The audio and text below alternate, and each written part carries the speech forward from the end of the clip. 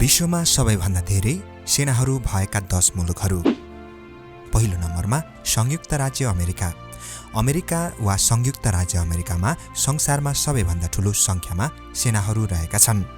जुन 14 1775 देखि सन् 2021 सम्म संयुक्त राज्य अमेरिकामा 3,36,000 आर्मी नेशनल गार्ड कर्मी, 1,89,500 आर्मी रिजर्भ कर्मचारी, 10,05,725 कुल वर्दीधारी कर्मचारी र 2,52,747 नागरिक कर्मचारी सहित 4,85,000 नियमित सैन्य कर्मचारीहरू छन्। सन् 2019 मा अमेरिकाले आफ्नो सेनामा 693 बिलियन अमेरिकी डलर खर्च गरेको थियो।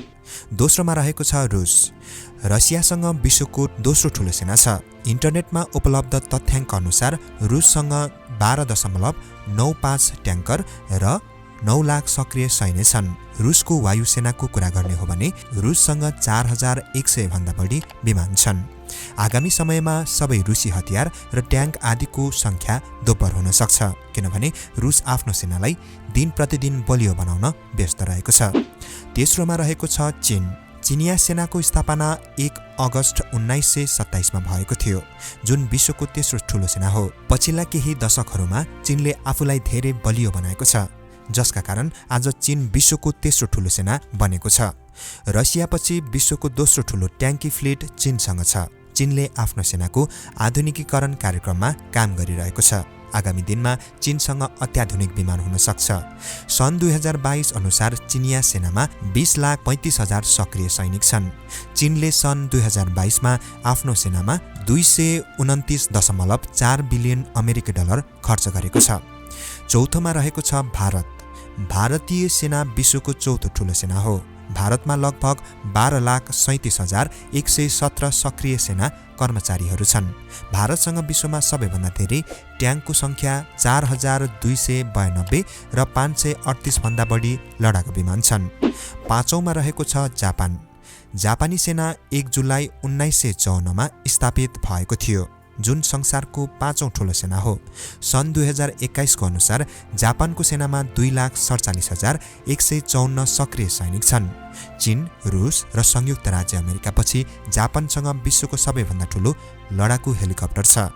यो सँगै जापानसँग धेरै आधुनिक हतियार पनि छ। जापान आफ्नो टेक्नोलोजीका लागि विश्वभर परिचित छ। छैटौंमा रहेको छ दक्षिण कोरिया। दक्षिण कोरियाको सेना संसारको 6औं ठूलो सेना हो, जसको स्थापना 15 अगस्त 1948 मा भएको थियो। सन् 2020 सम्म दक्षिण कोरियामा 5,55,000 सक्रिय सेनाहरू छन्। दक्षिण कोरियाको सेनासँग ठूलो संख्यामा पनडुब्बी आक्रमण हेलिकप्टर र सक्रिय सैन्य कर्मचारीहरू छन्, जसले यसलाई विश्वको सबैभन्दा शक्तिशाली सेना बनाउँछ। 7औं नम्बरमा रहेको छ फ्रान्स। फ्रान्सेली सेना संसारको 7औं ठूलो सेना हो। यो 26 मई 1445 मा स्थापना भएको थियो। फ्रान्सेली सेना एक उच्च प्रशिक्षित र व्यावसायिक रूपमा प्रशिक्षित सेना हो। यस सेनामा 1,18,600 सक्रिय कर्मचारीहरू छन्। 8औं नम्बरमा रहेको छ इटाली। इटालियन सेना संसारको 8औं ठूलो सेना हो। यो 4 सेवाहरू मिलेर बनेको छ, अर्थात् नौसेना, वायुसेना, सेना र काराबिनेरी। यो सेना 27 मार्च 1861 मा स्थापना भएको थियो। यस सेनामा सक्रिय कर्मचारीहरू 3,40,885 छन्। 9 मा रहेको छ युनाइटेड किङडम युके। युनाइटेड किङडमको सेना संसारको 9 ठूलो सेना हो। यो सेना 1 जनवरी 1660 मा स्थापना भएको थियो। सन् 2022 को अनुसार बेलायती सेनामा 79,380 सक्रिय कर्मचारी छन्। यससँगै 4,090 गोर्खा र 28,330 स्वयंसेवी आरक्षित रहेका छन्। 10औं नम्बरमा रहेको छ टर्की। टर्कीको सेना संसारको 10औं ठूलो सेना हो, जुन पूर्वी भूमध्य सागरको सबैभन्दा ठूलो सेना हो। क्रेडिट स्विसको सूची अनुसार विश्वका 5 देशसँग मात्र टर्की भन्दा बढी पनडुब्बी रहेको मानिन्छ। टर्कीसँग पनि ठूलो संख्यामा पनडुब्बीहरू छन्। यसबाहेक टर्कीसँग ठूलो संख्यामा ट्याङ्क र लडाकु हेलिकप्टर पनि रहेका छन्। दर्शक तथा श्रोतावृन्दहरू, तपाईलाई आजको यो जानकारीमूलक प्रस्तुति कस्तो लाग्यो? कृपया कमेन्ट गर्नुहोला।